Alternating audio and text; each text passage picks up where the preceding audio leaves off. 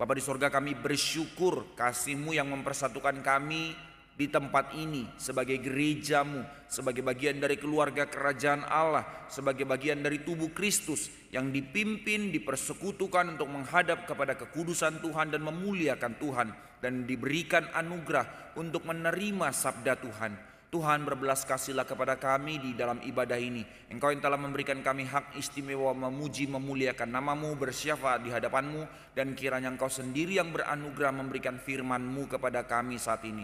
Sekali lagi kuduskan setiap kami, beranugerahlah membuka hati pikiran kami untuk menjadi orang-orang yang mau sungguh-sungguh mengerti kebenaran, menghidupi kebenaran, bahkan menjadi orang-orang yang memberitakan kebenaran di dalam kehidupan kami. Berbicaralah, nyatakanlah anugerah-Mu, nyatakanlah firman-Mu kepada kami, koreksilah kami, pimpinlah kami, pakailah hamba-Mu memberitakan isi hati-Mu saja.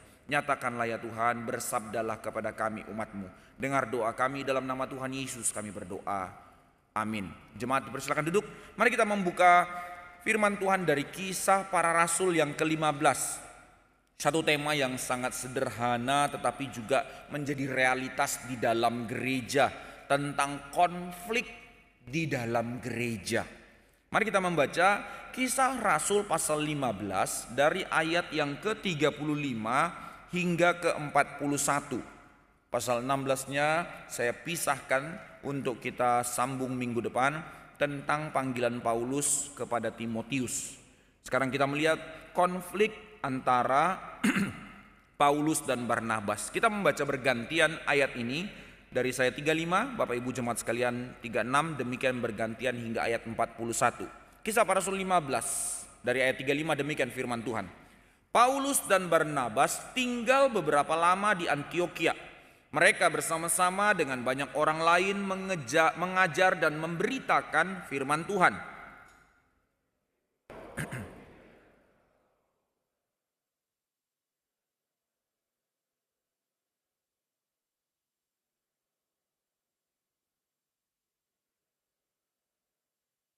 Barnabas ingin membawa juga Yohanes yang disebut Markus.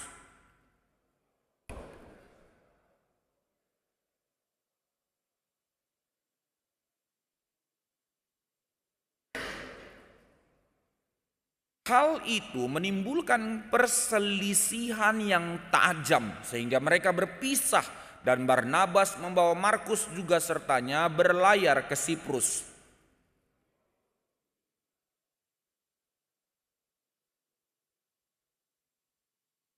Berangkatlah ia mengelilingi Syria dan Kilikia sambil meneguhkan jemaat-jemaat di situ. Jadi Barnabas pergi ke Siprus, sedangkan Paulus pergi ke daerah Syria dan Kilikia. Tapi ayat 39 menjadi isu yang mau kita bahas pada hari ini. Hal itu menimbulkan perselisihan yang tajam sehingga mereka berpisah. Saudara sekalian, waktu kita melihat realitas di dalam kehidupan kita, baik kita orang percaya maupun orang di luar sana, tidak ada satu orang pun, tidak ada satu manusia pun yang tidak memiliki atau tidak pernah mengalami konflik di dalam hidupnya. Semua orang pernah konflik kan ya. Semua orang pernah berselisih dalam dirinya dengan orang lain, dalam segala bentuk relasi, entah itu dengan pasangan, entah itu dengan keluarga, entah itu dengan rekan kerja, atau itu dengan rekan sepelayanan. Di dalam segala bentuk relasi kita mengalami yang namanya konflik. Boleh saya minta diturunkan sedikit volumenya? Kita mengalami yang namanya konflik. Kenapa? Kenapa ada konflik di dalam dunia? Of course tetap kembali kepada base-nya yang menjadi akarnya. Memang karena manusia telah jatuh dalam dosa dan hidup di tengah-tengah dunia yang berdosa, maka di dalam hal itu kita berkonflik. Lah ya sudah, kalau nggak ada relasi kan kita nggak ada konflik, selesai. Nah persoalannya adalah kita diciptakan Tuhan sebagai gambar rupa Allah. Walaupun sudah jatuh dalam dosa, yang namanya gambar rupa Allah itu rusak tapi tidak hilang. Sebagai gambar rupa Allah, kita dicipta sebagai makhluk relasional. Kita itu didesain untuk berelasi. Nggak ada manusia yang bisa hidup tidak ada relasi. Nggak ada itu. Orang-orang yang terus mengunci dirinya di kamar, dengan sendiri di kamar, lalu dia hidup sendiri, tidak mungkin. Karena orang-orang yang hidup di dalam kamarnya sendiri, dia pun sedang berelasi. Berelasi kepada apa? Kepada orang lain secara impersonal. Biasanya orang-orang yang di kamarnya mengurung diri, dia berelasi dengan buku, dia berelasi dengan internet dan segala macam. Tetap relasi. Saudara, waktu baca buku ini kan hasil dari pemikiran orang. Maka saya membacanya, saya berelasi dengan orang itu. Waktu kita mendengar khotbah seperti ini pun sebuah relasi. Saudara, seorang pengkhotbah yang benar tidak pernah berkhotbah dari dirinya sendiri. Dia sedang berelasi dengan banyak pemikiran. Saudara dengar hari ini, tapi sebelum dengar hari ini, saya selaku hamba Tuhan harus bertanggung jawab.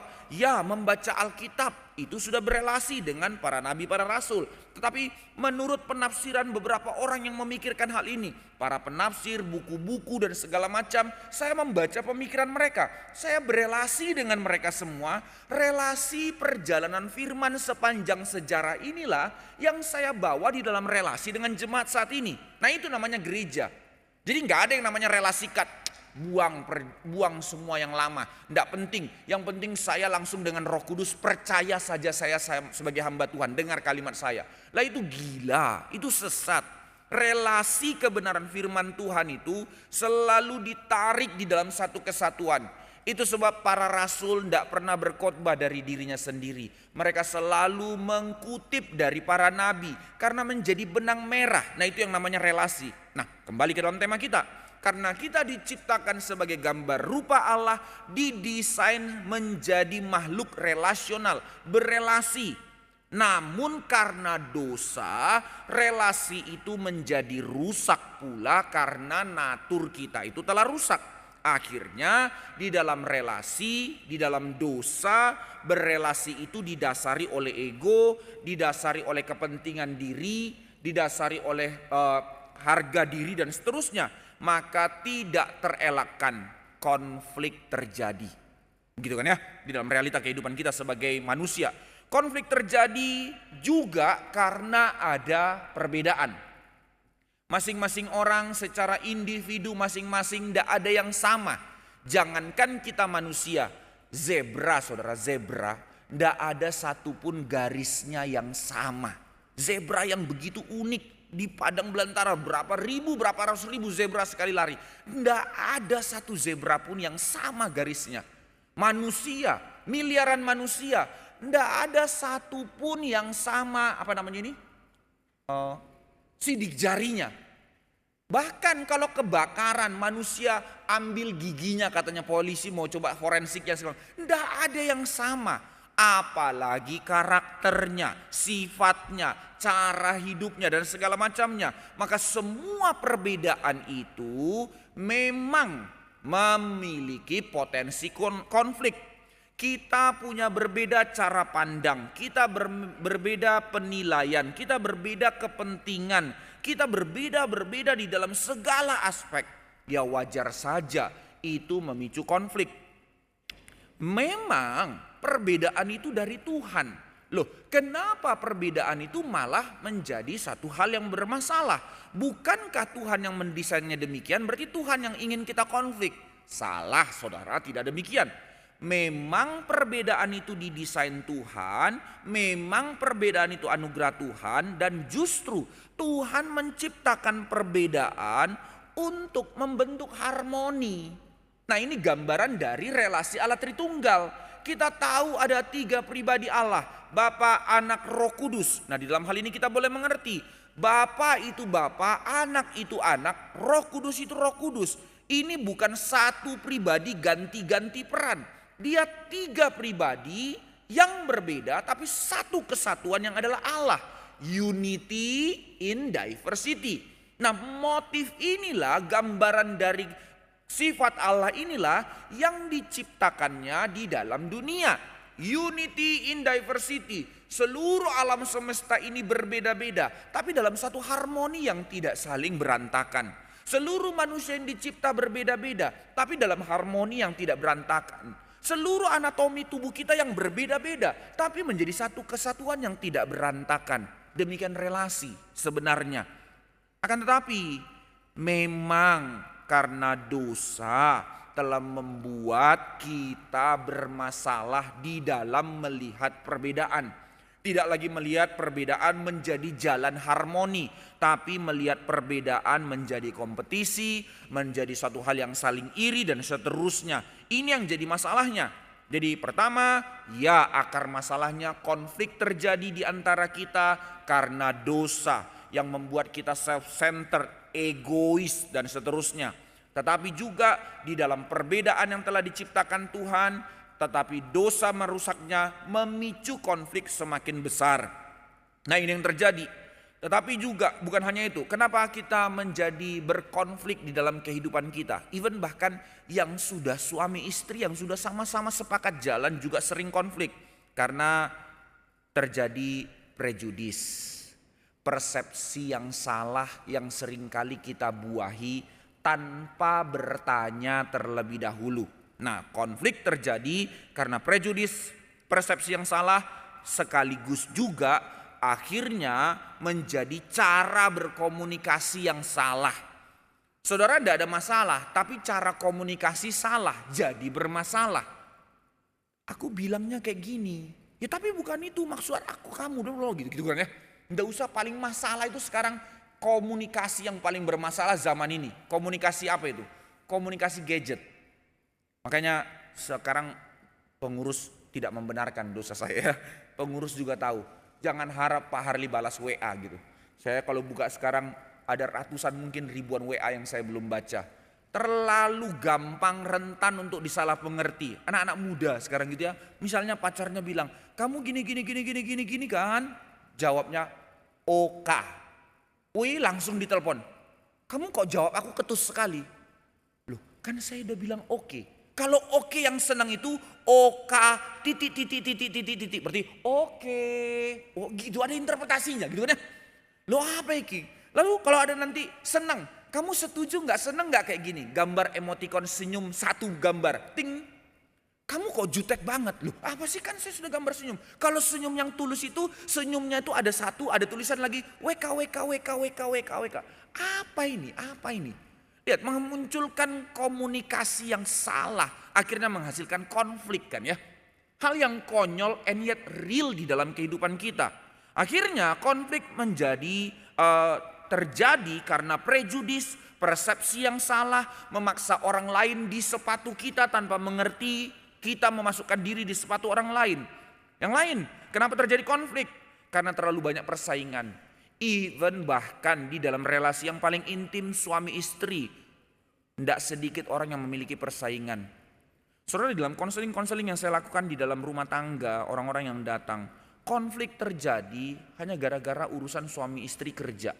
Loh, kan sudah komitmen dari awal memang suami istri kerja. Iya, tetapi akhirnya di dalam banyak yang terjadi, istri gaji lebih tinggi, suami mulai insecure, istri kurang lagi menghormati suami, konflik terjadi. Nah ini konflik. Terjadi kesalahan, misalnya konflik juga terjadi karena seseorang di dalam relasi itu mengalami kesalahan. Yang satu tidak punya panjang sabar, maka akhirnya menuntut, akhirnya terjadi konflik. Yang satu tidak sempurna, yang satu menuntut kesempurnaan, konflik.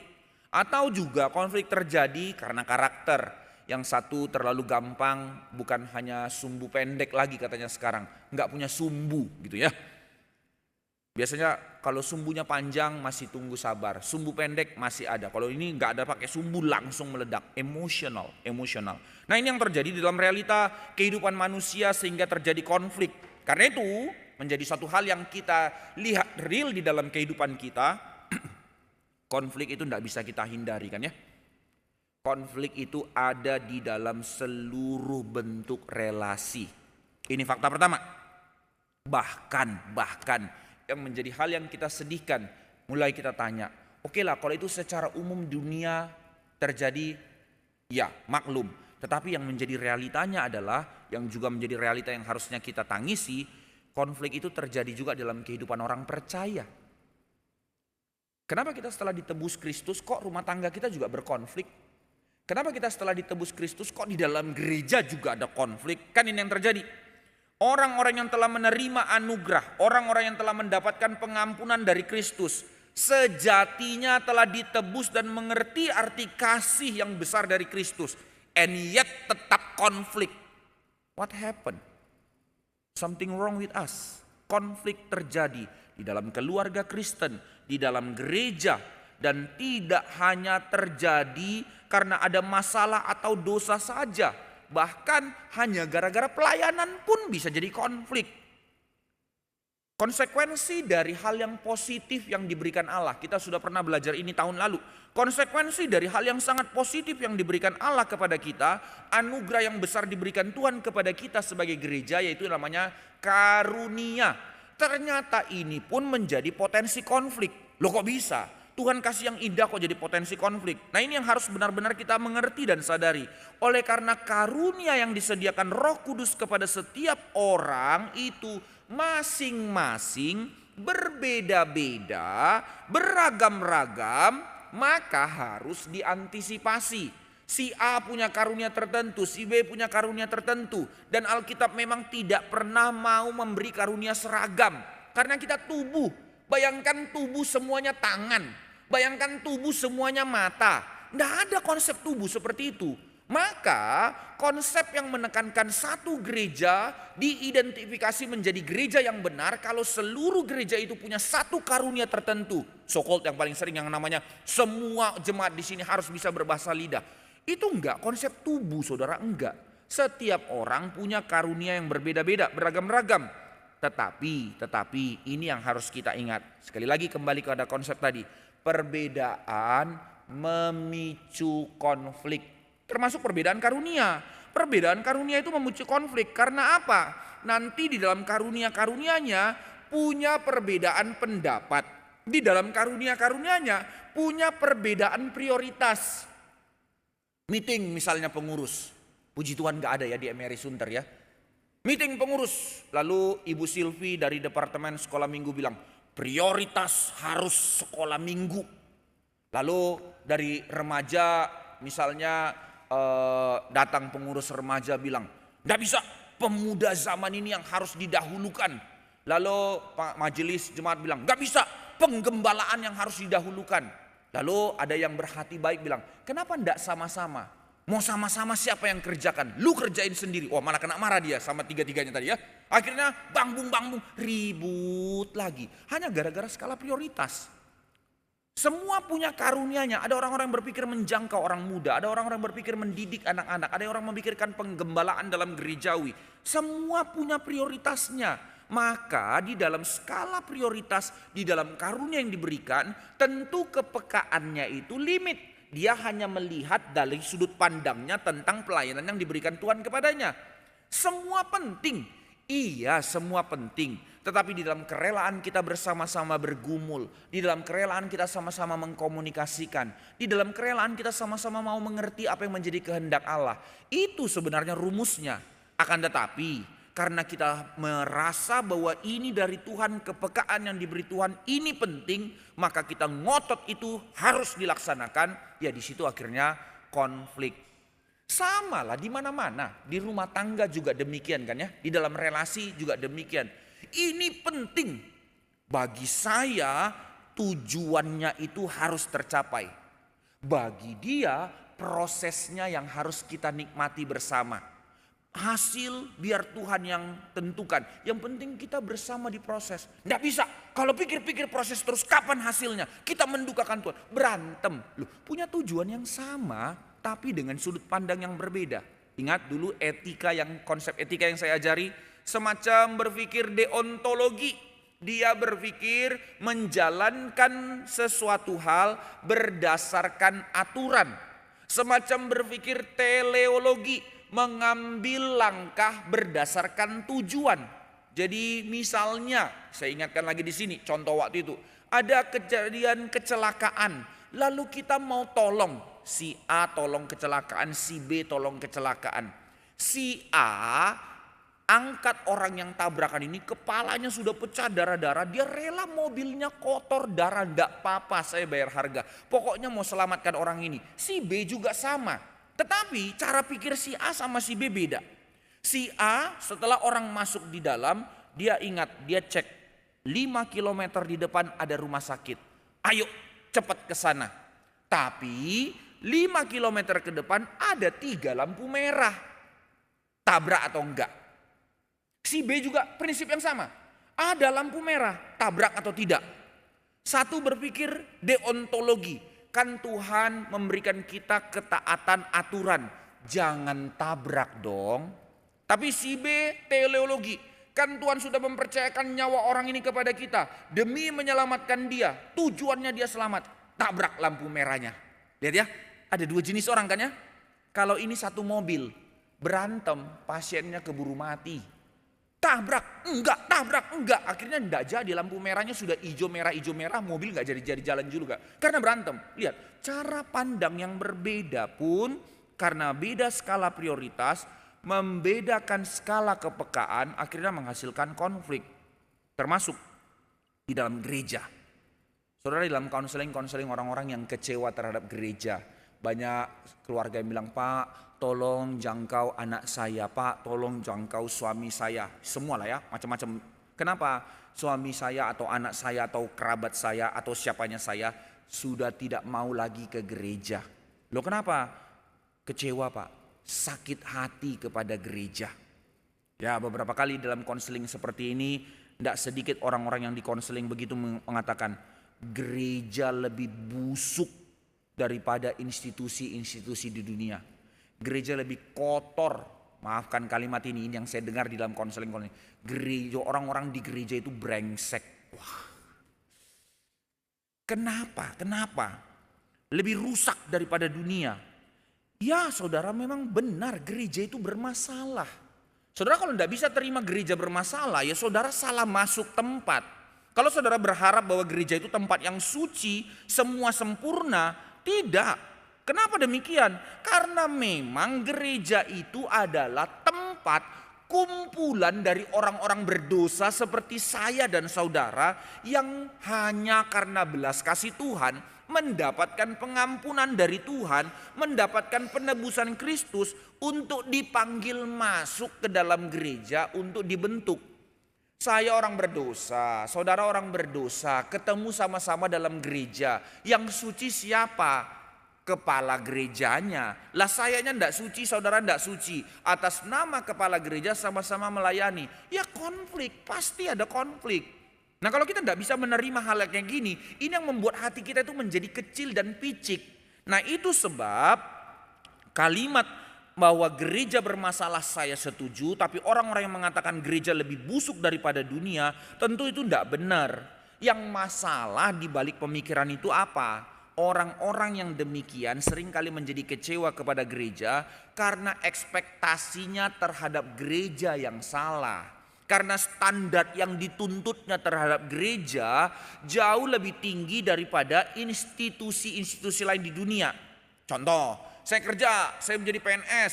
Ya kalau di kantor ketemu sama orang-orang koruptor ya wajar, mereka orang berdosa. Tapi kalau di gereja enggak bisa gitu dong. Lihat ya, ada standar yang diletakkan. Bagus meletakkan standar, tapi bukan menjadi standar yang dituntut kepada orang lain, tapi meletakkan standar yang dituntut kepada diri. Karena aku tahu aku telah ditebus, aku menuntut diriku memiliki standar untuk disucikan, dimurnikan, sehingga aku boleh menjadi bagian dari gereja yang hadir untuk menjadi berkat bagi gereja.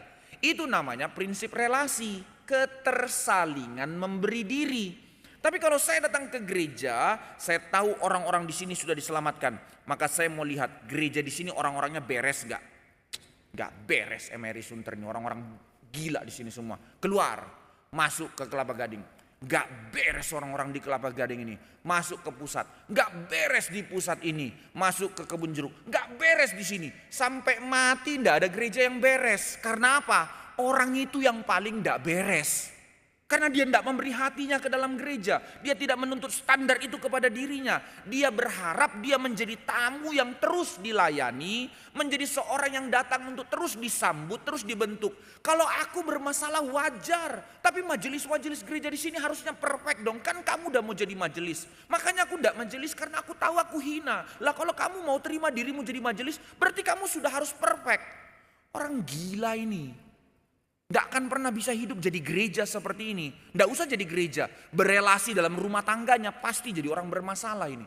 Sembari mengakui dirinya tidak perfect, menuntut orang lain menjadi perfect, berarti dia telah menetapkan dirinya menjadi standar kesempurnaan. Lah sendirinya sadar tidak sempurna, meletakkan standar kesempurnaan. Berarti dia kesempurnaannya. Ini orang gila. Maka itu sebab relasi menjadi rusak. Tapi kembali dalam hal ini, supaya kita tidak terlalu panjang di dalam motifnya, tapi kita melihat ke dalam Alkitab. Maka Bapak Ibu sekalian, ya gereja ada konflik.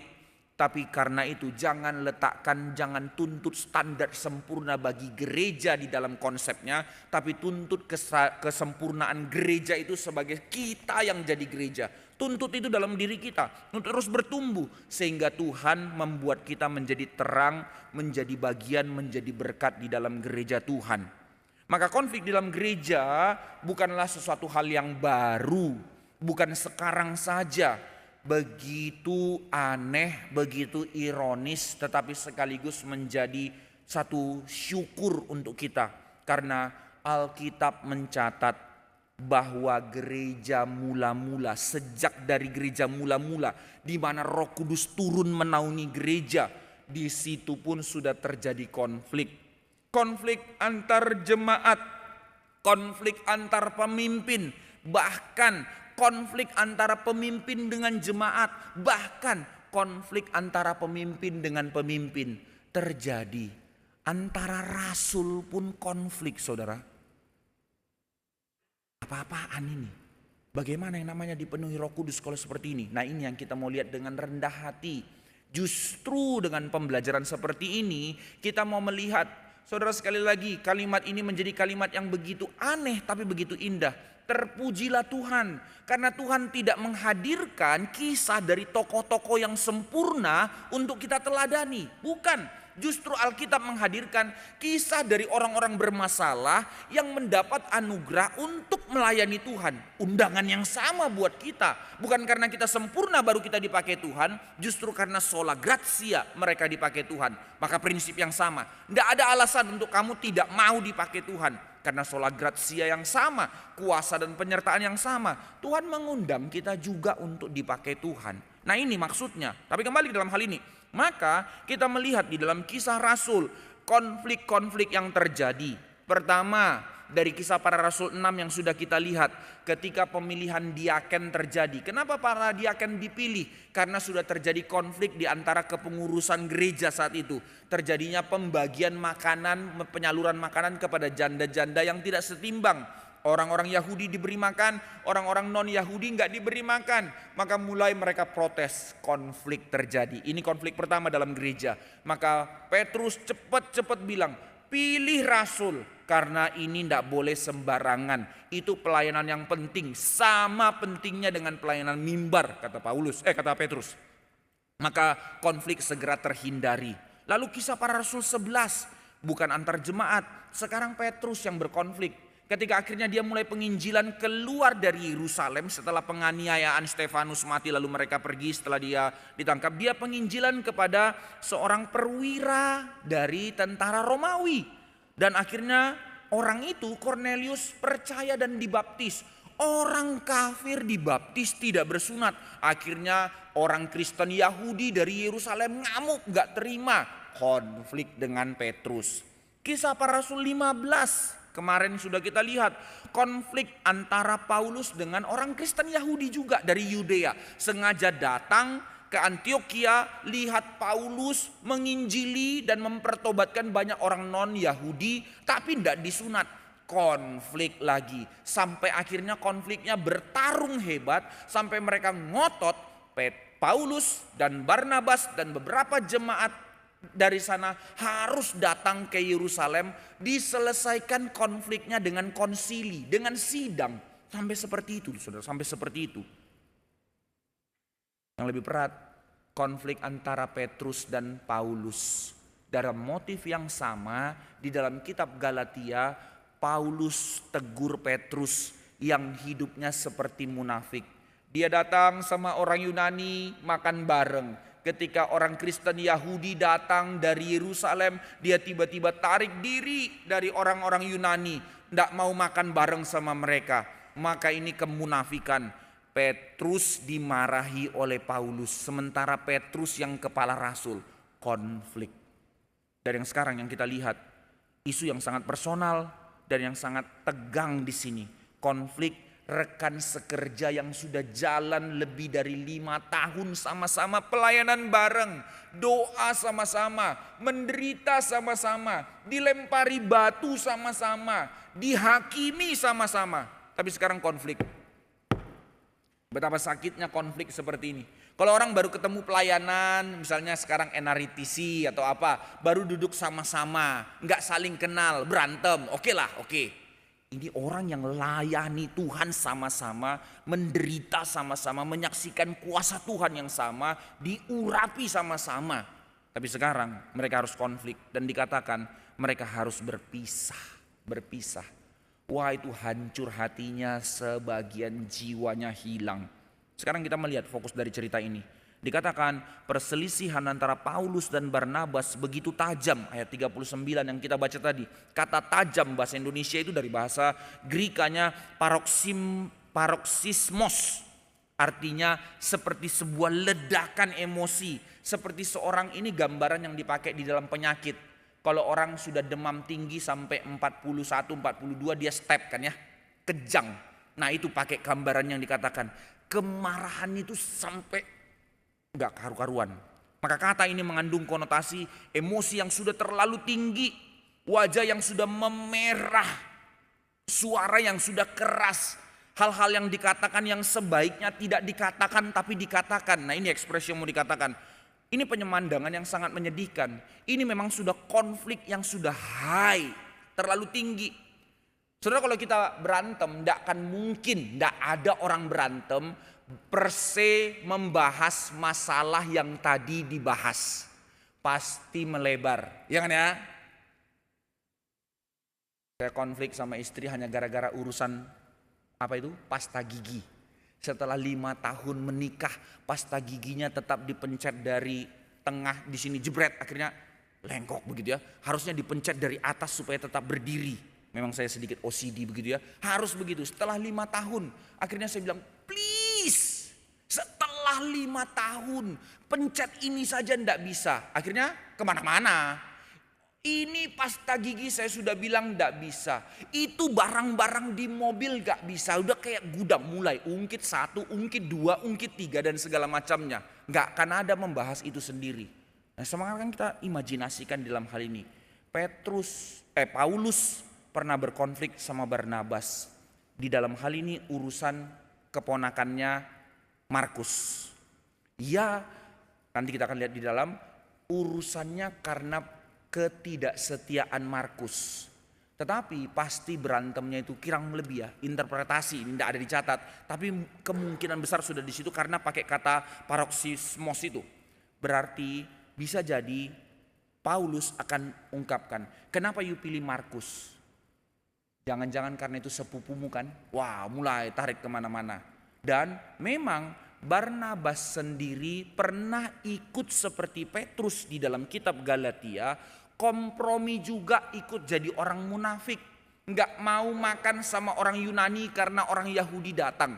Wah, pasti ini perdebatan kemana-mana. Maka ini disebut menjadi ketegangan, perselisihan yang tajam, sudah saling menyakiti.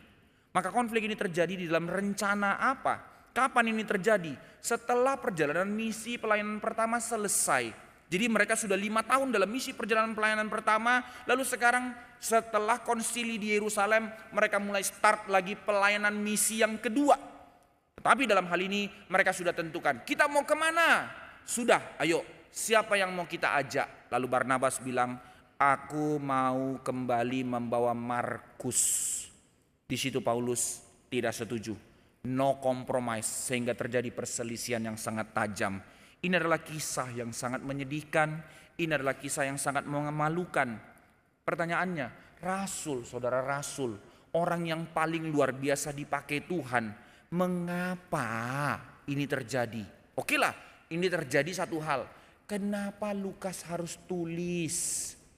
Mbok ya tulis yang baik-baik aja. Ini kan firman Tuhan. Mbok ya tulis tentang orang yang bertobat, orang yang mengalami kuasa Allah, kemuliaan Tuhan, kebangunan rohani, kebangunan rohani, kebangunan rohani. Saudara coba pikir ya, orang mau tulis biografi, dia tulis jelek-jeleknya dia. Saya belum temukan, saudara, saya belum temukan. Itu sebab saya tidak menghina, saya tetap membaca. Tapi saya jujur-jujur saja, saya tidak terlalu tertarik untuk membaca biografi orang. Kecuali orang lain yang tuliskan. Ini terlepas dari pandangan apapun. Akan tetapi dalam hal ini Lukas menuliskan biografi gereja mula-mula. Yang dia tulis apa? Ya tentu banyak kebangunan, banyak mukjizat, banyak kemuliaan.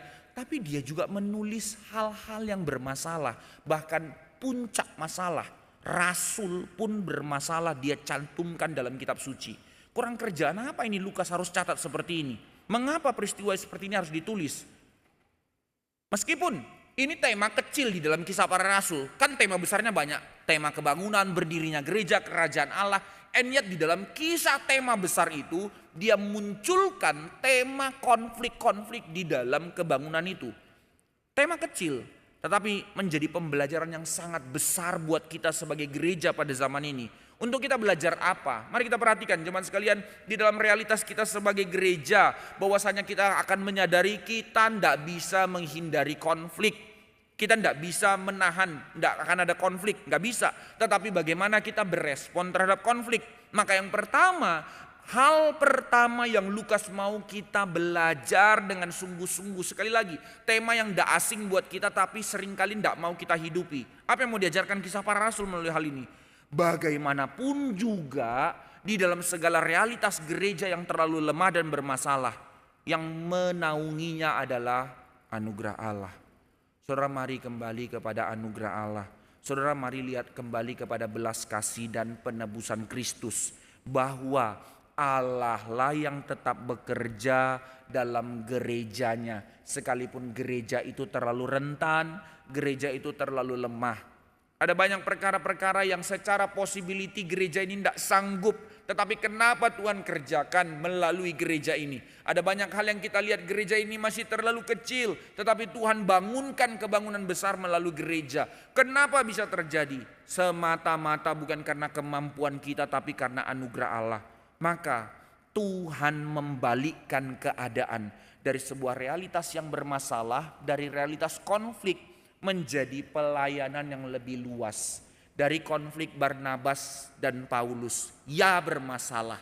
Tetapi tetap Tuhan pakai justru pelayanan menjadi makin besar.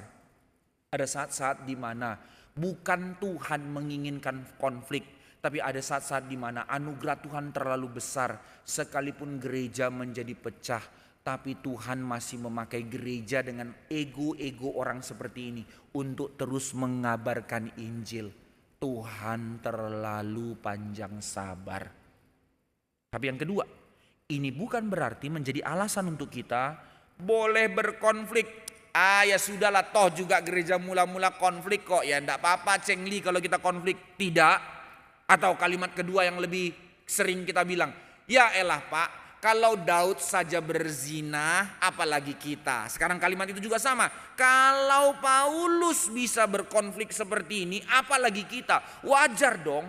Tidak, bukan itu tujuan tulisan ini dicatat menjadi bagian dari firman. Justru Tuhan mau kita bercermin dari semua realita yang dicatat dalam Alkitab. Menjadi sebuah peringatan bagi kita. Menjadi sebuah teguran buat kita. Menjadi satu guideline buat kita sebagai gereja pada zaman ini. Supaya kita belajar. Supaya kita mengantisipasi pada konflik yang akan bisa muncul dalam gereja kita.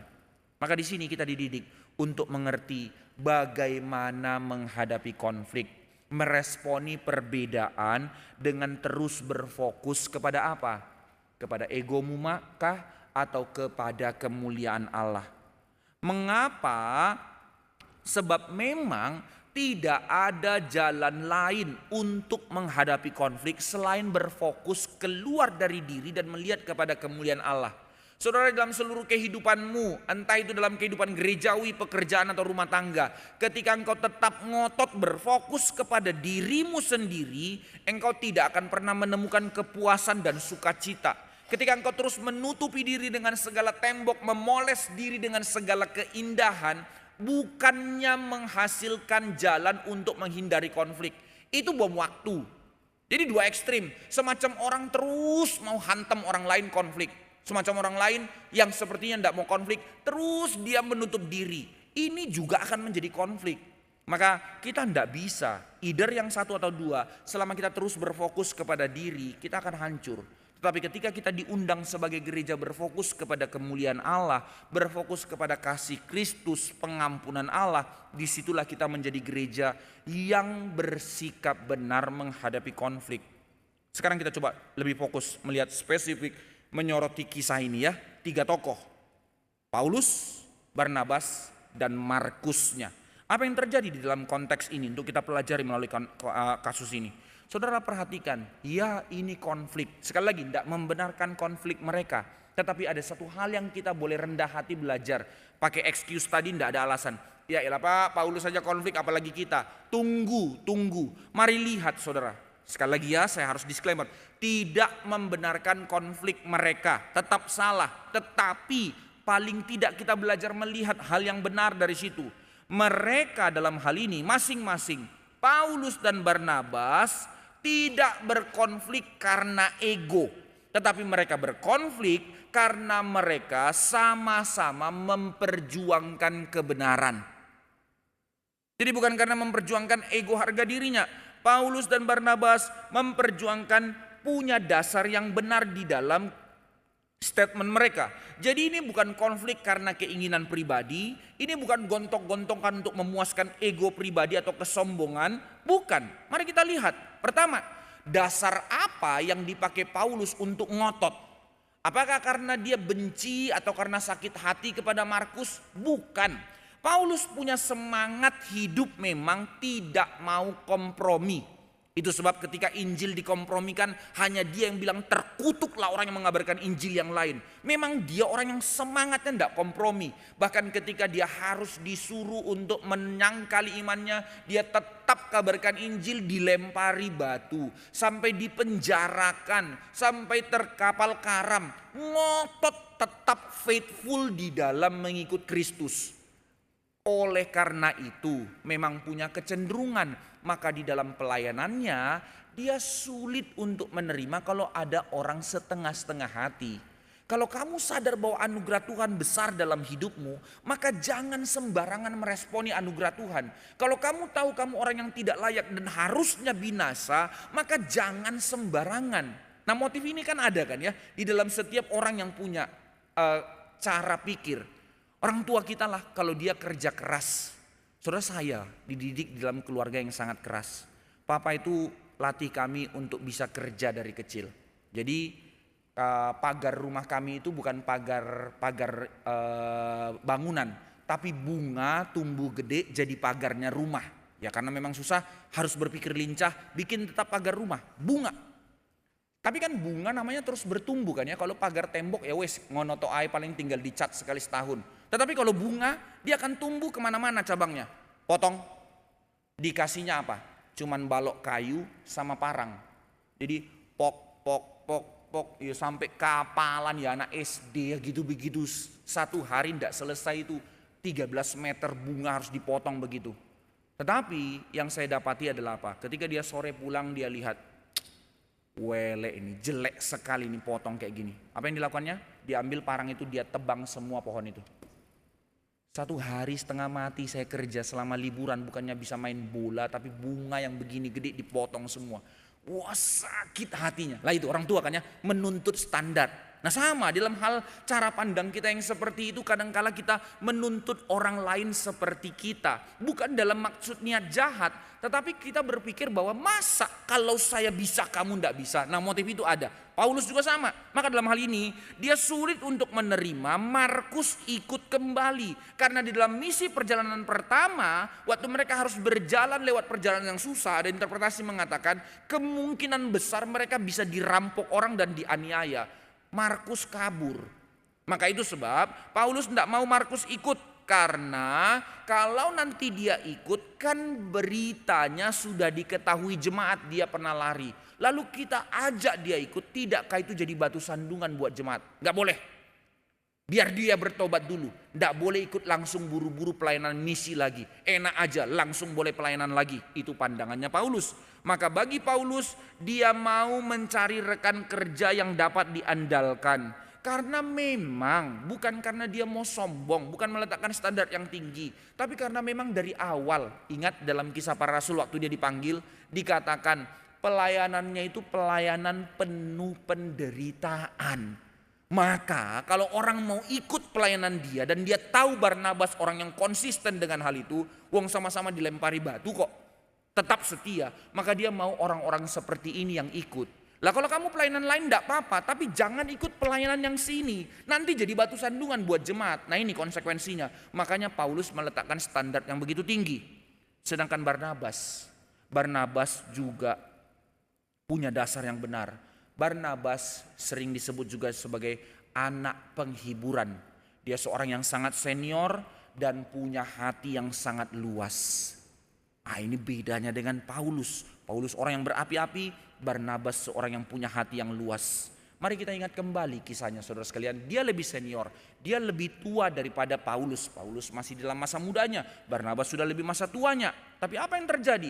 Dari awal Barnabas punya hati yang begitu luas sekali. Siapa yang menerima seorang Saulus penganiaya jemaat untuk bisa diterima dalam gereja? Barnabas.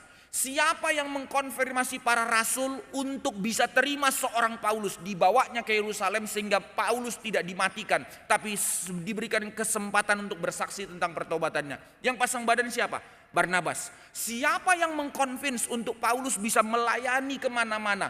Barnabas. Misi pelayanan pertama Paulus bukan misi pelayanan pertama Paulus, misi pelayanan pertama Barnabas. Maka diajaklah Paulus ikut sama-sama. Itu sebenarnya. Akan tetapi di dalam pelayanan itu siapa yang akhirnya lebih besar? Siapa yang akhirnya lebih diterima? Siapa yang lebih mengconvince orang? Siapa yang lebih cerdas? Paulus. And yet Barnabas tidak apa-apa. Kalau kita perhatikan Kisah Para Rasul 13, Barnabas bersama Paulus. Begitu setting penulisannya. Tapi di dalam perjalanan kemudian Paulus.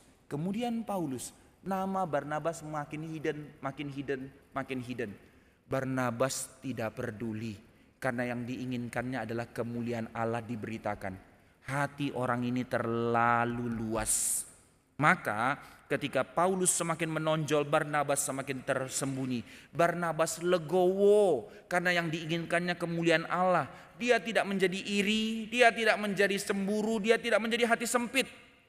Maka dengan keluasan hati yang seperti inilah, sebagaimana dulu dia menerima Paulus, orang yang dianggap orang sama sekali tidak layak, demikian juga dia mau menerima kembali Markus. Nah ini hati luasnya yang dia pandang bahwa Markus ini masih terlalu muda, impulsif, sehingga masih butuh proses. Ya sudah, sekarang kan dia yang datang, saya tidak panggil dia loh. Dia yang datang balik, berarti ini motif pertobatannya. Ayo kita terima. Paulus bilang enggak. Sebagai seorang hamba Tuhan senior yang justru punya hati yang lebih luas, tetapi bukan kompromi, tidak gampang saudara. Siapa hamba Tuhan yang sudah lebih tua, lalu lihat juniornya lebih baik, lalu nggak insecure? Saya tidak tahu karena saya masih begini. Nanti mungkin yang di bawah saya akan lebih besar lagi. Apakah hati saya legowo? Saya minta sama Tuhan kasih hati yang seperti itu. Belajar dari Barnabas. Tapi tidak tahu. Saya tidak bisa mengatakan pongah. Saya bisa. No, I don't know. Doakanlah. Karena itu kembali ke dalam hal ini. Maka Barnabas punya hati yang begitu luas. Bahkan setelah menjalani misi pertama, lampu sorot telah bergeser kepada Paulus. Maka selanjutnya nanti Kisah Para Rasul berfokus kepada pelayanan Paulus. Setelah selesai misi pelayanan pertama, mempersiapkan Paulus masuk ke pelayanan misi kedua dan akhirnya nanti pecah. Nama Barnabas tidak pernah ditulis lagi oleh Kisah Para Rasul. Paulus terus sampai akhirnya Kisah Para Rasul. Tetapi Barnabas tetap melayani. Dari mana kita tahu? nanti di dalam kitab Korintus sekalipun mereka sudah konflik, Paulus memention nama Barnabas. Ketika jemaat Korintus rusak dan segala macam, maka Paulus tegur jemaat itu, tidakkah kamu berpikir hanya aku dan Barnabas? Karena dia tahu Barnabas juga pernah ke situ di dalam waktu yang berbeda, tetapi dia masih mengkonfirmasi nama Barnabas. Berselisih, and yet menerima. Nanti kita lihat ke belakang. Maka dalam hal ini kita boleh melihat Paulus punya dasar yang benar, Barnabas punya dasar yang benar, and yet konflik. Ketiga, Markus. Dia pernah gagal, dia pernah lari dari pelayanan, akan tetapi dia tidak dibuang Tuhan.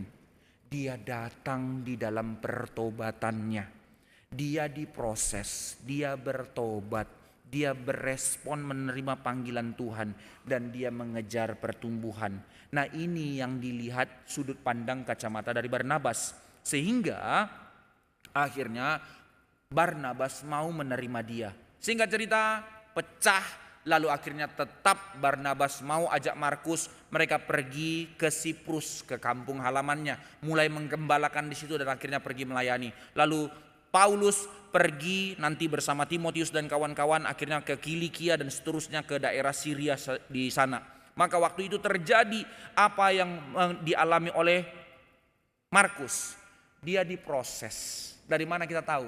Ayat-ayat di dalam kitab lain menunjukkan. Bahkan saudara, Paulus yang tidak menerima dia mengutip kalimat tentang Markus sampai 3 kali.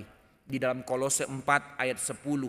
Di dalam Filemon 1 ayat 4. 2 kali Paulus mengatakan, terimalah dia Markus, rekan sekerjaku. Wow, konfirmasi itu keluar dari mulut Paulus yang akhirnya melihat bagaimana buah pelayanan dari Markus. Bahkan di dalam 2 Timotius 4 ayat 11, pesan Paulus kepada Timotius. Paulus bilang kepada Timotius bahwa Markus, aku pengen ketemu dia, aku butuh dia. Wow, rendah hatinya akhirnya Paulus semakin usia dia juga semakin diproses. Tidak hanya Markus saudara, Paulus pun tahu dia diproses sehingga dia menerima Markus. Bahkan nggak berhenti di situ. Dicatat di dalam kalimat yang lain, Petrus mengatakan dalam 1 Petrus 5 ayat 13, Markus itu anak rohaniku. Dan Markuslah yang mengikuti jejak pelayanan Petrus sampai akhirnya menulis Injil Markus. Siapa penulis Injil Markus? Seorang pengkhianat yang bertobat. Lihat cara Tuhan, terlalu indah saudara, terlalu indah. Maka inilah kisah pemulihan itu, kisah pengampunan itu, kesempatan yang Tuhan berikan kepada dia kembali. Sedemikian kita yang bolak-balik mengkhianati Tuhan, yang bolak-balik gagal, tapi terus dipanggil Tuhan kembali. Penutup, sekali lagi kita kembali kepada isu konflik dalam gereja. Saudara ingat ya, tidak membenarkan konflik antara Paulus dan Barnabas. Tidak mengatakan ya sudahlah konflik. Akan tetapi kita tetap belajar melihat konflik mereka bukan karena ego, melainkan karena memperjuangkan kebenaran. Maka di dalam prosesnya Tuhan, di dalam waktunya Tuhan membentuk mereka, maka mereka terus dibentuk untuk semakin bertumbuh, melihat sudut pandang yang lain, melihat kebenaran dari kacamata orang lain, dari sepatunya orang lain. Inilah arti kita sebagai gereja. Satu sisi Tuhan memberikan kebenaran bagimu, satu sisi Tuhan juga memberikan kebenaran kepada orang lain. Mari belajar, kalimat ini istilahnya, mari belajar tukar sepatu. Mari jangan buru-buru impulsif atau reaktif. Mari belajar untuk lihat dari sudut pandang orang lain, sehingga kita boleh sama-sama melihat dari sudut pandang yang kaya. Ingat ilustrasi yang seringkali sudah dipakai orang sekarang ya, dua sisi mata koin atau bola. Bola dibagi dua, satu warna hitam, satu warna putih. Pas di angle yang seperti ini sehingga saya nggak bisa lihat sudut sana dan yang sana nggak bisa lihat sudut sini. Hanya dibatasi oleh sebuah hadap-hadapan di sebuah tembok, lalu ada bola. Yang sini penonton semua, orang di sini kiri kanan lihat bola itu. Lalu penonton kan tahu hitam putihnya, tapi dua orang ini nggak tahu. Lalu ditanya sama yang si A, bolanya warna apa? Hitam. Si B ditanya, bolanya warna apa?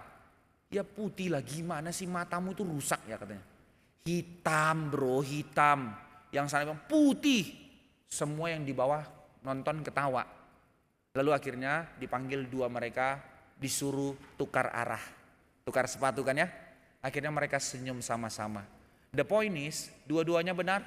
Dua-duanya benar. But the point is, dua-duanya salah. Salahnya apa? Tidak mau sabar tunggu dan tanya, kenapa kamu bilang putih? Selalu bawa ngotot kebenarannya. Nah ini problem kita di dalam gereja. Bukan berarti yang engkau lihat itu salah. Bukan berarti karunia yang diberikan Tuhan kepadamu salah. Tetapi kita tidak mau sabar lihat orang lain diberikan apa. Maka saudara-saudara sekalian, pertanyaan bagi kita di dalam relasimu. Renungkanlah ini dan bawalah pulang. Apa yang seringkali menjadi sumber konflik dalam hubungan rumah tanggamu, dalam hubungan persahabatanmu, dalam hubungan relasi kerjamu, dalam hubungan pelayanan gerejamu. Apa yang seringkali menjadi sumber konflik? Apakah konflik karena memperjuangkan kebenaran? Ya, tetap salah tapi paling tidak di dalam dasar yang benar. Atau mari jujur, selama ini kita seringkali berkonflik karena apa? Mostly egomu, mostly harga dirimu. Seringkali di dalam konflik kita tidak mau bersabar meletakkan kaki kita di sepatu orang lain. Tapi mulut kita terlalu cepat untuk menuding dan mempersalahkan. Ini masalah dalam gereja. Itu cancernya. Itu yang dikatakan kitab Yakobus. Ingatlah mulutmu seperti percikan api. Gak bisa dibendung, membakar seluruh hutan. Sebuah keberadaan yang tidak bisa rendah hati untuk diam dengar. Saudara mari lihat, di dalam kamu berbicara kepada orang lain, telingamu 2, mulutmu 1, atau balik, mulutmu 10, telingamu tipis. Mari belajar untuk belajar berdiam mendengar. Tetapi sekaligus juga ada orang bilang, oh iya pak, saya lebih memilih untuk tutup mulut, cuman dengar tok. Itu juga orang yang egois sama. Bukan menjadi ekstrem kiri, ekstrem kanan. Semua yang didasari oleh ego, harga diri, semangat untuk menghindari konflik sama dengan ego, harga diri untuk terus hantam kromo. Sama.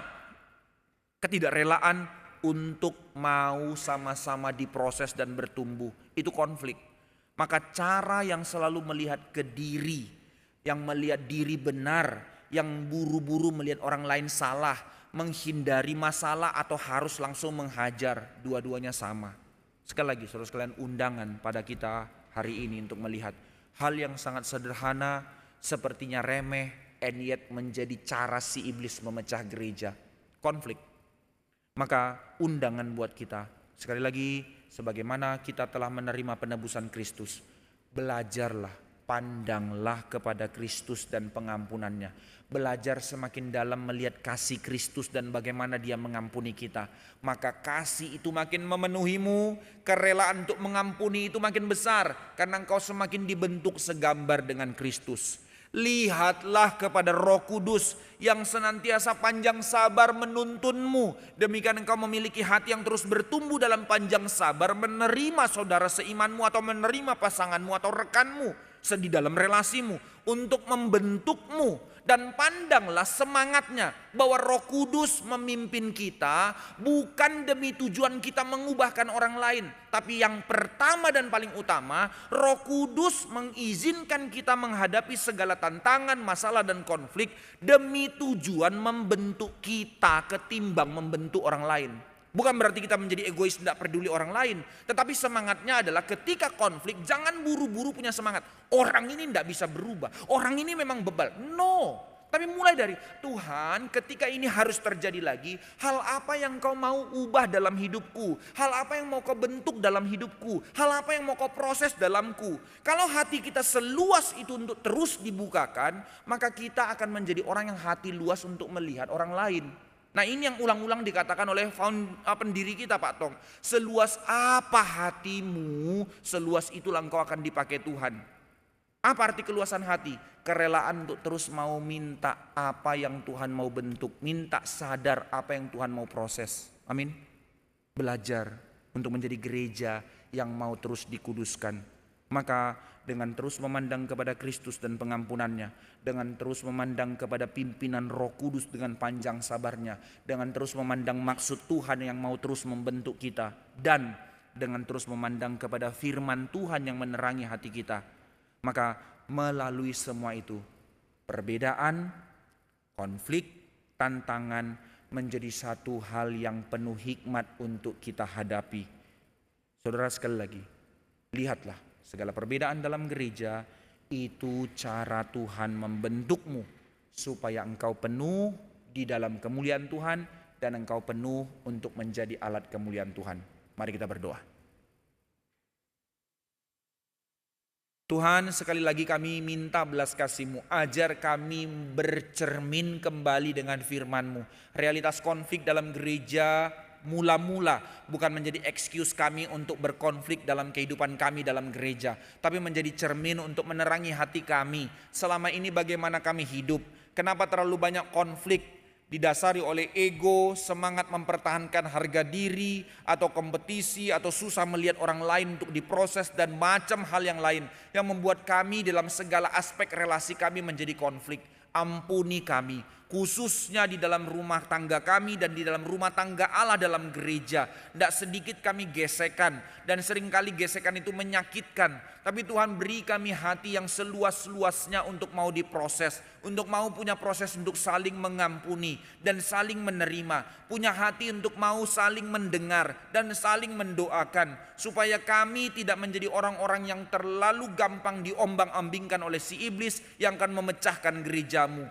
Oh Tuhan, berbelas kasihlah, karunia demi karunia yang telah Kau berikan, panggilan yang telah Kau percayakan, untuk kami boleh hidupi, untuk kami boleh kerjakan, sehingga kami tidak menjadi gereja yang mendukakan hati Tuhan.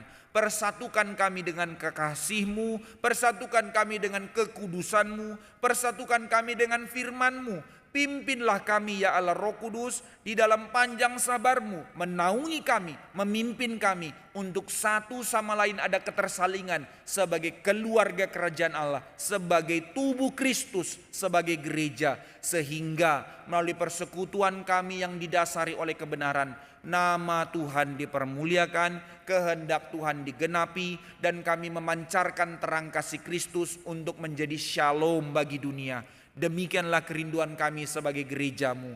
Tuhan, kuduskan kami, khususkan kami menjadi milik kepunyaan-Mu yang terus Kau proses dan Kau bentuk semakin segambar dengan Kristus. Dengar doa kami, dalam nama Tuhan Yesus kami berdoa.